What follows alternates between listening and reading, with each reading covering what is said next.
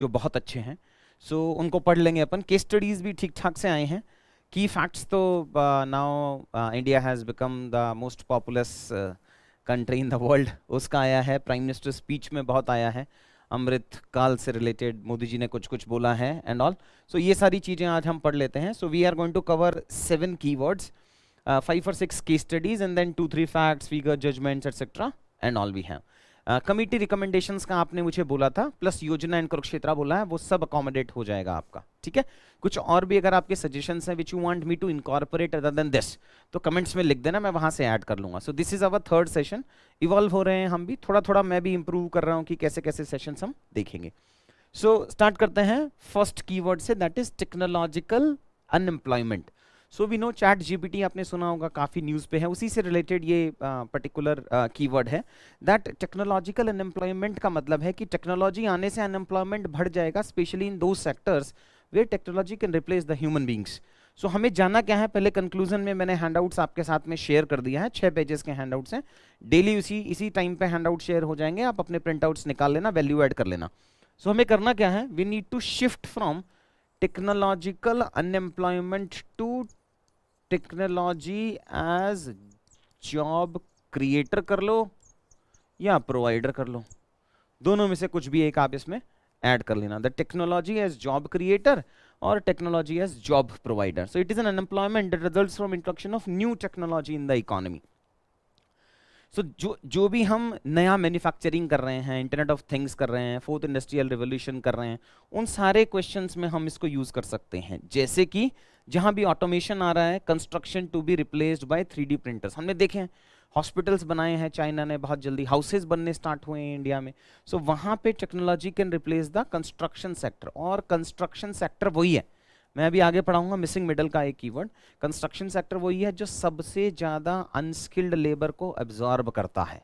अब वहां भी अगर टेक्नोलॉजी आ गया, it will lead to huge problem of technological unemployment, and that will have an effect of India becoming the most populous. Most populous ही नहीं बने अपन, हमारी पॉपुलेशन हो जाएगी 1.7 बिलियन बाय 2050, और चाइना की रहेगी वही 1.3।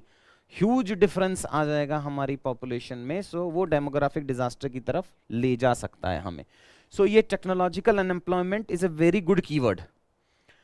कुछ बच्चों ने मेरे से पूछा था कि सर ये फैक्ट्स याद नहीं हो रहे हैं एटसेट्रा एंड ऑल्सो, एक वेरी कॉमन फैक्ट है यार, मतलब वेरी कॉमन स्टेटमेंट है that there is no learning without memory. याद तो आपको करना ही पड़ेगा, रटना है तो रटना है। सुबह उठेंगे 1 घंटा सिर्फ रटने को देंगे। लाइफ में केस स्टडीज, जब आप आईएएस बन भी जाओगे तो जजमेंट्स आपको याद होनी चाहिए ना, पुराना इंफॉर्मेशन आपको याद होना चाहिए, so that you can compare present problem with the previous one. So memory पे फोकस करेंगे हम, अंडरस्टैंडिंग है, यूपीएससी पास करने के लिए मेमोरी चाहिए, फैक्ट चाहिए, रटना पड़ेगा। बाकी सब तो देखो ज्ञान की बातें हैं कि बिना रटे हम पेपर पास कर लेंगे नहीं कर लेंगे, वो सबसे बात नहीं बनेगी, ठीक है। So this can be used. ChatGPT पे एक बार सर्च करना what is quality enrichment and all. So वो सिर्फ इंटरनेट वाला डेटा नहीं उठा रहा है, जो मेल वाला डेटा है वो भी उठा के दे रहा है वो। So this is in these 2 questions. देखो, for first 7 days I am just giving you these questions where you can use it. मैं बहुत एम्फेसाइज नहीं कर रहा हूँ बिकॉज प्रोडक्ट नया है, आपको कीवर्ड समझने में टाइम लगेगा। 7-8 दिन बाद मैं स्टार्ट करूंगा कि एग्जैक्टली कैसे उसको इस सब हेडिंग में यूज कर सकते थे, कैसे टेक्नोलॉजिकल अनएम्प्लॉयमेंट को इस क्वेश्चन में यूज कर सकते थे। अभी बस मैं आपको लिस्टिंग दे रहा हूँ कि technological employment could have been used in this question as well as in this question as sub headings under the body component. Next आता है हमारा सेंटर में widen the scope of Ayushman Bharat. So Ayushman Bharat में उन्होंने एक कीवर्ड दिया है, दैट मिसिंग मिडल का एक प्रॉब्लम बताया है उन्होंने, that Ayushman Bharat is facing the problem of missing middle. अब मिसिंग मिडल का मतलब है कि टॉप पोर्शन में बहुत है, बॉटम पोर्शन में बहुत है, बट जो बीच वाला है वो गायब है। एमएसएमई देख लो आप, जैसे एमएसएमई में micro enterprises are more than 97-98%, small नहीं है, मीडियम नहीं है, a large number of enterprises हैं, वो भी इंडिया में बहुत हैं। So there is a problem of missing middle. कहाँ कहाँ हम यूज कर सकते हैं इसको? इंडस्ट्रियल ग्रोथ और मैन्युफैक्चरिंग में, because there is low concentration of medium scale industries. Employment में कर सकते हैं, बिकॉज या तो बहुत बहुत छोटी फर्म्स में है वो, वी नो ना 6.5 करोड़ एमएसएमईज हैं हमारे पास, या तो वहां बैठे हैं, या फिर बड़े फर्म्स में है, लेकिन very few mid size firms that we have. Health का ही आर्टिकल है ये, कि देखो कुछ लोग बहुत पुअर हैं जो गवर्नमेंट स्कीम से बेनिफिट ले लेते हैं, और जो बहुत रिच हैं उनको तो गवर्नमेंट की जरूरत नहीं है, वो प्राइवेट सेक्टर में चले जाते हैं। बट जो मिडल वाले हैं, they can not afford private sector and they are not the beneficiaries of the government initiatives. इसीलिए गवर्नमेंट आयुष्मान भारत लेके आया था, इसीलिए सैचुरेशन ऑफ स्कीम्स की जरूरत है, इसीलिए राइट्स बेस्ड अप्रोच की जरूरत है। गवर्नमेंट सिर्फ पॉवर्टी लाइन के बेसिस पे बेनिफिट्स नहीं दे सकता है, बिकॉज इकोनॉमिक पॉवर्टी कभी होगा कभी नहीं होगा, because 70% of the population is dependent upon agriculture और रूरल एरियाज। अब कभी अच्छा मानसून आया तो रिच हो गया, स्कीम से बाहर हो गया, अगली बार खराब आया तो इंक्लूजन एरर आ गया, आपने ऐड ही नहीं किया उसको। सो ये मेजर प्रॉब्लम है मिसिंग मिडल का, कि health population divide of financial protection against health, as they are not poor enough to be covered by government subsidized schemes and not rich enough to afford the private health insurance schemes etc.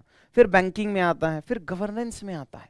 Governance में क्या आ सकता है? Missing institutions in the middle that can connect small and informal enterprises more efficiently with the larger one। तो supply chain नहीं बन रहा है, इसीलिए आप देखेंगे कि हमारा लॉजिस्टिक्स कॉस्ट जो है वो वर्ल्ड में वन ऑफ द हाईएस्ट है। इसको मिसिंग मिडल को आप यूज कर सकते हो फेलियर ऑफ मैन्युफैक्चरिंग सेक्टर में, इसको यूज कर सकते हो industrial growth rate pre reform post reform era में, और इसको यूज कर सकते हो पोटेंशियल जीडीपी में। यहां पे अपन मिसिंग मिडल का सब हेडिंग यूज कर सकते हैं। फिर है small is beautiful approach.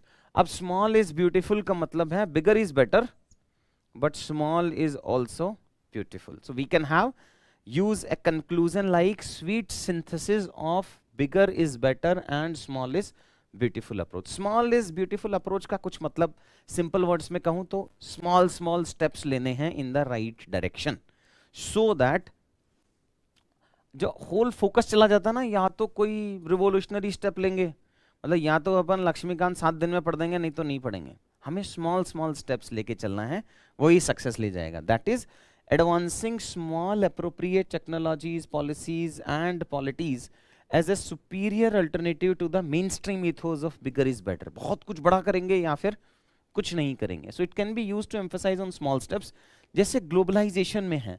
so reducing the materialistic impact of globalization as it destroys the culture। छोटा छोटा लो ना, अब बेटी बचाओ बेटी पढ़ाओ स्कीम लेके आए गवर्नमेंट, उसमें सिर्फ सेल्फी स्टार्ट किया, उसमें एक tree plantation by female bye girl start किया। तो ये छोटे छोटे स्टेप हैं, but they will have bigger effect in the longer term.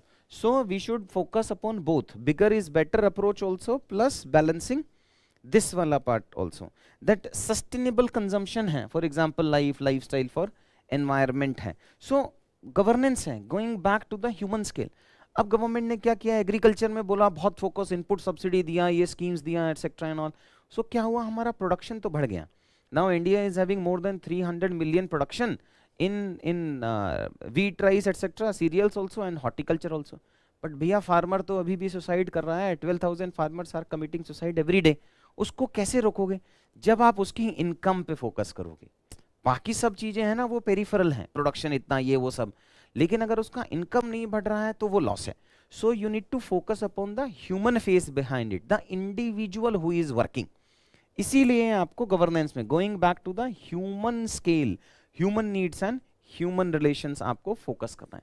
so आपको सिर्फ स्केल नहीं बढ़ाना है, आपको उसका इंडिविजुअलिस्टिक फेस, उसके ह्यूमन पेस पे आपको फोकस करना है। इकोनॉमी में इंक्लूसिव ग्रोथ होगा बिकॉज लास्ट माइल कनेक्टिविटी है, थर्ड माइल कनेक्टिविटी है, स्मॉल इंडस्ट्रीज का डेवलपमेंट है, स्मॉल फार्मर्स हैं, एसएचजीज हैं एटसेट्रा एंड ऑल।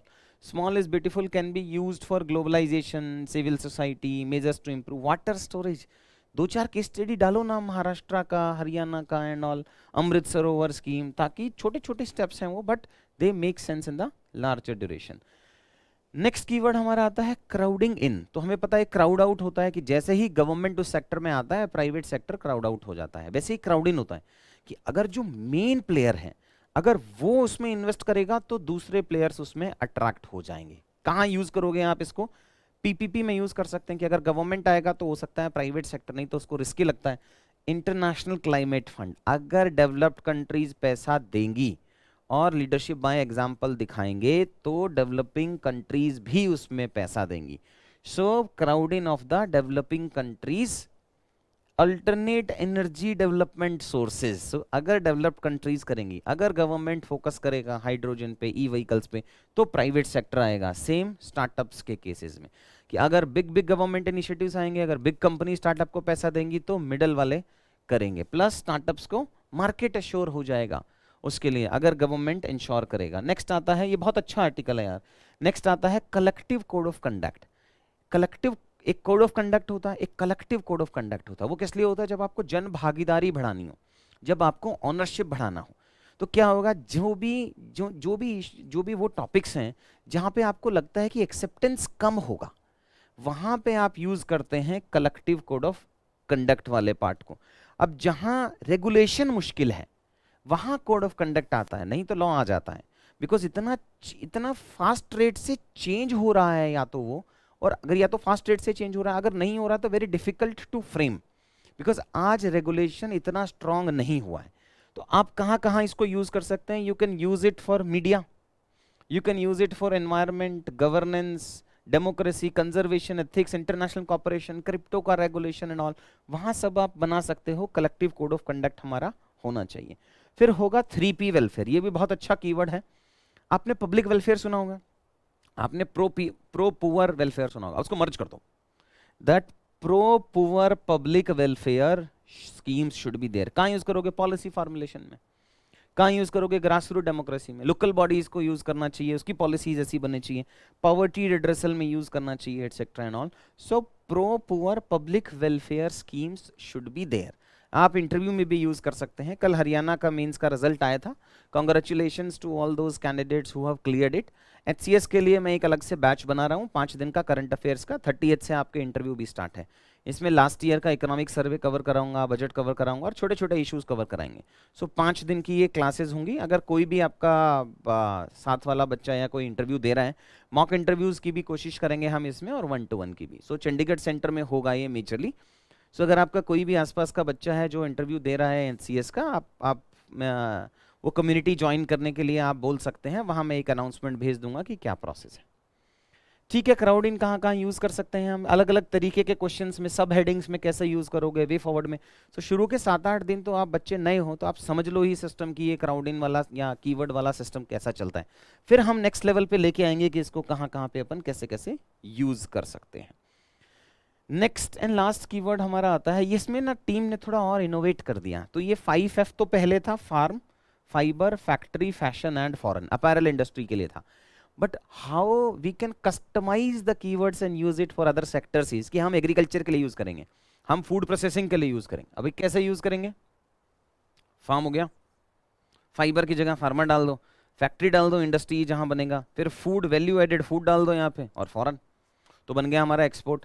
सो अगर कोई क्वेश्चन आता है कि एग्रीकल्चरल एक्सपोर्ट जो बढ़ाई है, टारगेट भी है 50 बिलियन, हम एक्सपोर्ट भी कर रहे हैं, उन सब में ऑर्गेनिक प्रोड्यूस है, उन सब में अपन 5F अपने वाला यूज कर सकते हैं। और अपैरल, टेक्सटाइल, लेदर वेदर में तो अपने को 5F दूसरे वाला यूज करना ही है। नेक्स्ट अपन आते हैं, ये हो गया फिनिश। नेक्स्ट आते हैं अपन केस स्टडीज में। So first case study is medical tourism. उसमें गवर्नमेंट इंस्टीट्यूशनलाइज कर रहा है मेडिकल टूरिज्म को, स्टैंडर्डाइजेशन ऑफ रेट कर रहा है। अभी मेजर प्रॉब्लम क्या होता है, गोरा देखते हैं अपन रेट बढ़ा देते हैं। सो स्टैंडर्डाइज होना चाहिए आपका। So heal in India initiative, कल मैंने पढ़ाया था ना 3H approach, heal, harmony, hope. So heal in India initiative है, this will create enabling framework for providing health services in India, thus help in institutionalising the medical tourism. So यहाँ पे हम इसको यूज कर लेंगे। अच्छा केस स्टडी है हमारा। नेक्स्ट हमारा आता है FCI पे केस चल रहा है। I have hands-on experience of working with FCI, vigilance of FCI also I served there. So देखो ये तो चल रहा था, स्कैम तो ये था ही, वी मतलब वो था। अब ट्रैप केसेस हम नहीं कर पाए, कुछ केसेस में हमने किया था। पंजाब में गनी बैग्स का एक स्कैम आया था, बहुत बड़ा स्कैम था, हमने सारे AGMs को चार्जशीट किया था, बट अल्टीमेटली वो ट्रांसलेट नहीं हुआ।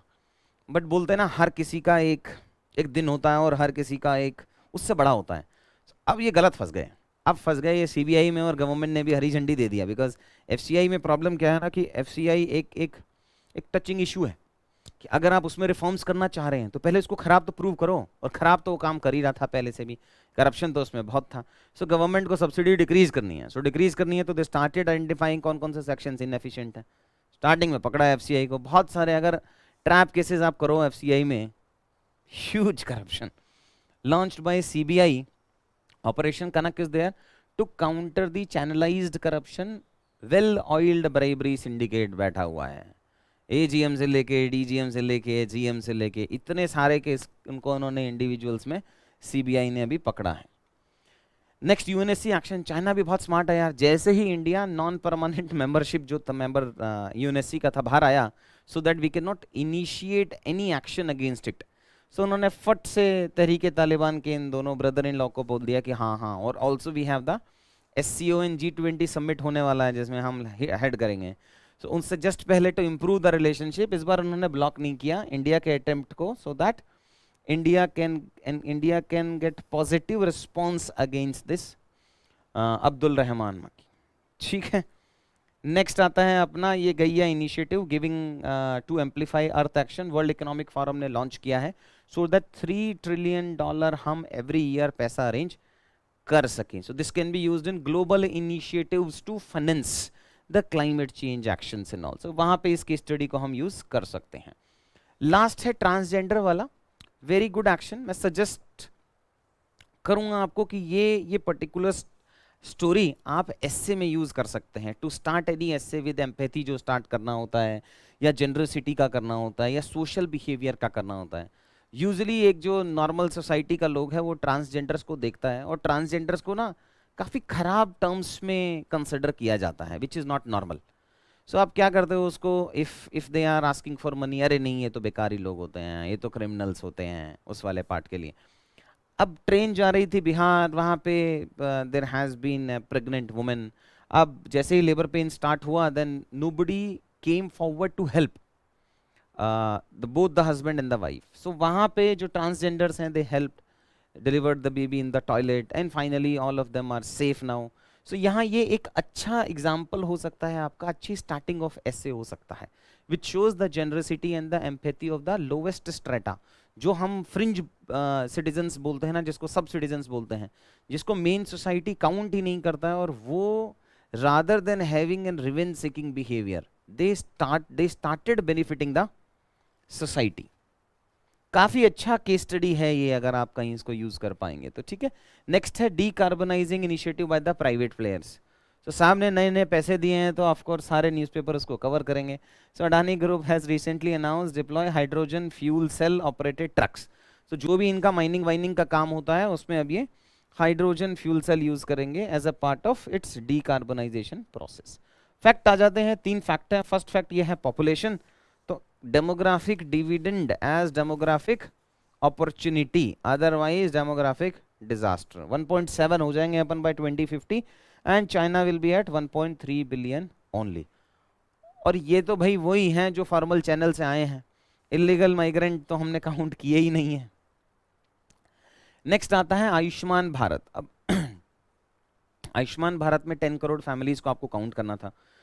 60% of the Indian population now has covered under Ayushman Bharat in just 4 years. Such a brilliant initiative by the government in which the government was able to reach. मैंने discuss किया था ना आपको कि ऊपर वाले में कि कुछ पॉपुलेशन ऐसी है जो प्राइवेट में तो अफोर्ड कर नहीं सकती और इस वाले पार्ट में जाएगी नहीं, मिसिंग मिडल वाला प्रॉब्लम। अब ये तो एक अच्छा हो गया। खराब ये है कि 10% पॉपुलेशन प्राइवेट का इंश्योरेंस करती है, 30% ऐसी पॉपुलेशन है जिसको कोई एक्सेस नहीं है। सो अगर चैलेंजेस लिखने हो तो ये यूज कर लेना, that is 30% of the population is out of the ambit of the any health scheme.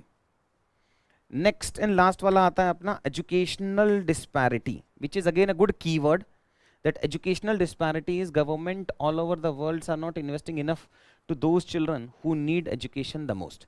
ये फैक्ट बहुत ज़रूरी नहीं है, आपने पढ़ा होगा और कहीं कहीं आपको मिलेगा, बट ये फैक्ट क्या कहता है? ये कहता है यार पूरेस्ट 20% को 16% पब्लिक फंडिंग मिलता है और टॉप 20% को 28%। वो डिफरेंस इतना नहीं है कि इवैल्यूएटर आपको अप्रिशिएट करेगा, so इसको छोड़ दो। बट ये कीवर्ड अच्छा है that there has been an educational disparity in both developed as well as developing countries where the government is not investing enough in the child who need the education most. अब ये as you know Modi ji पहले तो अब नया scheme ले आते हैं, नई स्कीम के बाद कहते हैं भाई तुम्हें भी उतना ही काम करना है, मैं अकेले कुछ नहीं कर पाऊंगा, जो सही भी है। सो अमृत काल में मोदी जी ने अब कहा है कि यार देखो अमृत काल तो चल रहा है, बट अमृत काल से सर्वश्रेष्ठ भारत तभी बनेंगे जब कर्तव्य काल भी आएगा। सो कर्तव्य काल के अंदर वो बता रहे हैं कि आपको ड्यूटीज भी करनी है। अमृत काल shows opportunities and Kartavya Kaal shows that is your duty to get those things implemented. So India's best era is coming, and the government should dedicate itself to the country's development and turn Amrit Kal, the 20 years period, into the Kartavya Kal, the era of duty. So era of duties is equally applicable to the government as well as the citizens. सबके लिए आपको लेके आना है। So अमृत काल to कर्तव्य काल बहुत अच्छा कीवर्ड है, नया कीवर्ड है जो आप एग्जाम में यूज कर सकते हैं। फिर कमिटी रिकमेंडेशंस हैं यार, शांता कुमार, एफसीआई चल रहा है न्यूज में। शांता कुमार कमिटी 2015 में आया था, अब 7 साल बाद अचानक से वापस आ रहा है। Very relevant topic from pre as well as mains perspective. 6-7 recommendations दिए थे। पहला क्या दिया था? Outsource procurement to the state government, जिसको कहते हैं हम डिसेंट्रलाइज्ड प्रोक्योरमेंट एज वेल। मतलब एफसीआई के पास उतना पावर नहीं है। चलो हल्का सा समझा देता हूं कि ये होता क्या है कि इफ वी हैव फार्मर, अब फार्मर के पास 2 ऑप्शन हैं, या तो वो मार्केट में जाके सेल कर सकता है या वो एफसीआई को दे सकता है। एफसीआई उसको स्टोर करता है, ट्रांसपोर्ट करता है और फिर वो स्टेट गवर्नमेंट को दे देता है और स्टेट गवर्नमेंट फाइनली पीडीएस से डिस्ट्रीब्यूट कर देता है। इन रिटर्न एफसीआई उसको देता है एमएसपी और मार्केट देता है उसको मार्केट प्राइस इसके लिए। सो ये पूरा सप्लाई चेन चलता है प्रोक्योरमेंट एंड ऑल का, ठीक है।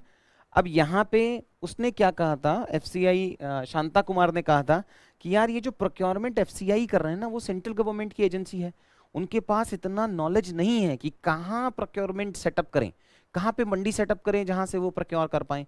इसीलिए उन्होंने बोला कि ये पावर तो स्टेट को दे दो ना, स्टेट को ज़्यादा नॉलेज है कहाँ सेटअप कर सकते हो, तो उसको हम कहते हैं डिसेंट्रलाइज्ड प्रोक्योरमेंट। बट क्या सब कोई जाके एफसीआई को कितना भी सेल कर सकता है? अभी ऐसा होता है बट वो ऐसा नहीं होना चाहिए। उसको कहते हैं decentralised procurement, that is procurement by the state government, not only the central government. So open ended procurement नहीं होना चाहिए। यहाँ कहीं लिखा होगा आपको ओपन एंडेड प्रोक्योरमेंट चलता है। सो वो ओपन एंडेड प्रोक्योरमेंट की जगह लिमिटेड प्रोक्योरमेंट करो भाई।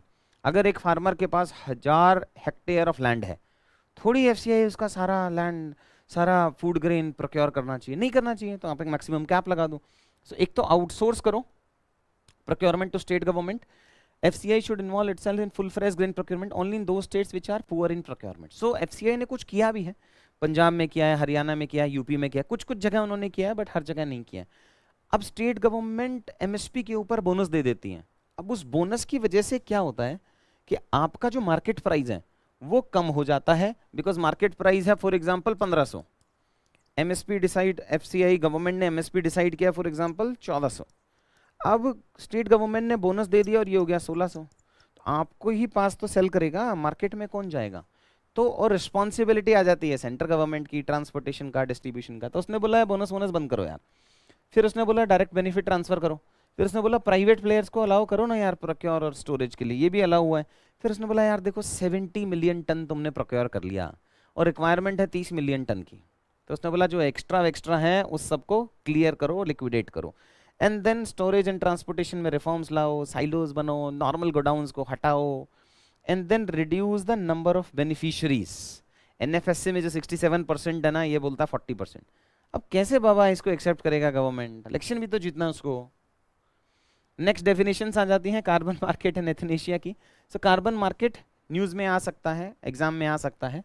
A carbon market is a system in which a regulator sets a limit on the amount of greenhouse gases that can be emitted and issues permits called carbon credits that allow companies or organizations to emit a certain। मतलब कि आपने country को और country के अंदर सारे sectors को, sectors के अंदर कंपनीज को आपने अलाउ कर दिया कि यार आप 500 kg of green house gas emit कर सकते हो, आप 50,000 kgs of green house gas emit कर सकते हो। अगर आपने उससे कम किया तो आपको कार्बन क्रेडिट्स मिलेंगे जो आप मार्केट में सेल कर सकते हो। जैसे आपने सुना होगा ना कि पीएसएल सर्टिफिकेट्स होते हैं। सो पीएसएल सर्टिफिकेट क्या होते हैं? अगर मेरा टारगेट है 40% ऑफ नेट लेंडिंग और मैं अचीव कर रहा हूँ 50%, तो 10% इंसेंटिवाइज होना चाहिए ना, और आप सिर्फ 37% कर पाए, तो आपको 3% परचेज करना है पीएसएल सर्टिफिकेट, वो मैं आपको दे दूंगा। सो उसका आपने एक मार्केट बना दिया जिसको पीएसएल सर्टिफिकेट मार्केट कहते हैं। वैसे ही carbon, not directly, indirectly. Euthanasia है, meaning it refers to deliberately ending someone's life usually to relieve the suffering, used when people have a terminal illness and are in a lot of pain. दो तरीके का होता है, passive euthanasia होता है और active euthanasia होता है। Active euthanasia purposely giving someone है lethal dose of a sedative. So India में ये अलाउ नहीं है, ये सुप्रीम कोर्ट ने अलाउ कर दिया था 2018 में, but with strict guidelines. Last आता है quote peace of the mind. वाह, what a great ending of the quote. Peace of the mind मतलब ये बोलते हैं कि peace of the mind is not an end in itself, वो सिर्फ एक मीन्स है to finally achieve success and progress in life. So peace is not an end to achieve, but a means to be adopted for success and progress in life. It's innate in the soul. It's your swadharma, soul's religion, natural nature that we have. So काफी अच्छा line है, coat based में use कर सकते हैं हम, ethics में use कर सकते हैं हम, जीएस पेपर 1 में यूज कर सकते हैं हम, प्लस ऑप्शनल नॉल ऐसे वैसे में यूज करोगे। भगवत गीता में कुछ लिखा है, आप इसको पढ़ लेना, याद रहेगा। So lot of students are very good in Sanskrit, अगर होगा तो आप इसको अच्छे से पढ़ सकते हो। It is far better to perform one's natural prescribed duty though tinged with the faults than to perform another's prescribed duty though perfectly. So जो खुद को अच्छा लगता है वो करना चाहिए। बहुत सारे बच्चे मेरे से पूछते हैं, सर यूपीएससी का एग्जाम दिया, 4 साल हो गए हैं, पेपर पास नहीं हो रहा है। अरे भाई, वो तुम्हारा डिसीजन था ना यूपीएससी प्रिपरेशन का, नोबडी फोर्स्ड यू। कोई बात नहीं, 4 साल वेस्ट हो गए तो 4 साल आगे रिकवर कर लेंगे यार। कॉलेज और स्कूल डेज में भी तो बहुत साल वेस्ट किए हैं। कौन सा हमने बहुत अच्छी पढ़ाई की है स्कूल और कॉलेज में? मेजॉरिटी तो मिडिल क्लास है ना, मैं भी मिडिल क्लास से आता हूँ, लोअर मिडिल क्लास से आता हूँ। मुझे पता है कि हमने कॉलेज और स्कूल कैसे कैसे पास किए। मैक्सिमम तो इंजीनियर्स हो ना देने वाले, एग्जाम से 10 दिन पहले भी नहीं पढ़ते थे तुम, वो दिन भी तो वेस्ट हुए हैं। अच्छी तो पढ़ाई नहीं की थी। अब यहाँ ये तुम्हारा डिसीजन था that you want to prepare for UPSC. अब डिसीजन है, वेस्ट हो गया तो कोई बात नहीं, रिकवर करने की कोशिश करेंगे, कुछ अच्छा करने की कोशिश करेंगे, और अटेम्प्ट्स में बहुत मेहनत करने की कोशिश करेंगे। बट अगर वेस्ट हो गया तो हो गया ना यार, मतलब अब उसको चेंज तो कर नहीं सकते हो, तो उस पर रोने का तो देखो कोई फायदा वायदा है नहीं हमारे पास। अगर अटेम्प्ट था, पास नहीं हो पाया, यूपीएससी में बहुत सारे परमुटेशन कॉम्बिनेशन लगते हैं यार। सोसाइटी बाहर बैठ के सिर्फ सक्सेस और फेलियर देखती है, जो प्रिपरेशन कर रहा है उसको पता है बहुत सारे कंपोनेंट्स लग के तब कहीं जाके यूपीएससी का पेपर पास होता है। आप एक सिलेक्टेड आईएएस से वापस पेपर दिला दो, हो सकता है अगले 3 साल तक प्री भी पास ना हो, उसका पॉसिबिलिटी है। बहुत सारे कंपोनेंट्स हैं, एग्जाम प्रेशर है, एंजाइटी है, वो दिन है, लक है, मूड है, ठंड है, हाथ चला नहीं है, एक्सीडेंट है, बहुत सारे केसेस है ना जहां जाके पेपर पास होता है। और सारे पेपर अच्छे होने चाहिए तब कहीं जाके आपके मार्क्स आते हैं। इवैल्यूएटर का मूड भी अच्छा होना चाहिए तब कहीं जाके मार्क्स आते हैं। इतने सारे परमुटेशन कॉम्बिनेशन जब सही बैठते हैं और मेहनत है ऑब्वियसली, तब कहीं जाके एक बच्चा आईएएस बनता है। सो एट प्रेजेंट जो है, जो आपने सोच लिया अगर यूपीएससी की प्रिपरेशन करनी है तो फिर यार अच्छे से करेंगे। ऐसा नहीं होगा कि मेरे पापा ने मुझे 2 साल दिए, मुझे 1 साल दिया, नहीं। आपके पापा को एक आईएएस चाहिए या आपकी मदर को एक आईएएस चाहिए। अगर 1 साल में नहीं हो पा रहा है और अगर आप सेकेंड ईयर बस यही सोचते हैं कि मेरा 1 साल वेस्ट हो गया, यार उससे रिजल्ट वैसे भी नहीं आने वाला है, दैट इज फॉर श्योर। सो जो टाइम जा चुका है वो जा चुका है, उसको आप चेंज तो कर नहीं सकते हो। अब आपको क्या फोकस करना है कि जो आने वाला है उसको सबसे अच्छे कैसे यूटिलाइज कर पाएंगे। ये रिवीजन हो जाएगा। 7 कीवर्ड्स अपन ने डिस्कस किए हैं, 6 एग्जाम्पल्स हमने डिस्कस किए हैं। Population, PM on Amrit Kaal, very very good, कर्तव्य काल में पहुंच रहे हो। Shanta Kumar, committee recommendations and carbon market and euthanasia and peace of mind. Tomorrow I will reach back to Delhi. Interview के बच्चे अगर हैं तो वहाँ मिलते हैं, एचसीएस मेंस वाले बच्चे हैं तो दिल्ली में मिलते हैं। कोर्सेज एंड हैंडआउट्स मैं आपको व्हाट्सएप वाले पे शेयर कर देता हूँ। व्हाट्सएप वाले में आपका नंबर सेफ रहता है यार। जो नया फीचर आया है उस फीचर के अकॉर्डिंग आपका नंबर सिर्फ एडमिन को मिलेगा। राइट नाउ एडमिन मेरे सिर्फ 3 ही लोगों के पास है जो वो चल रहा है। So your number and contact number are safe, you will not find any issues की कोई किसी को मैसेज कर रहे हैं एंड ऑल वाले पार्ट के लिए। आप उसको ज्वाइन कर लीजिएगा, जो भी मेरे को कुछ रिकमेंडेशंस या कुछ देना होगा मैं वहाँ पे आपको दे दिया करूँगा। आपके फिर भी कुछ भी सजेशंस हैं तो आप कमेंट्स में डाल दो, I will try to incorporate. 2 चीज़ें हमने बोल दिया था आपको, supreme court judgement and committee I started incorporating, Yojana and Kurukshetra वाला मैं अभी इसमें ऐड करता चला जाऊँगा। थोड़ी मेहनत करते हैं, कल मिलते हैं।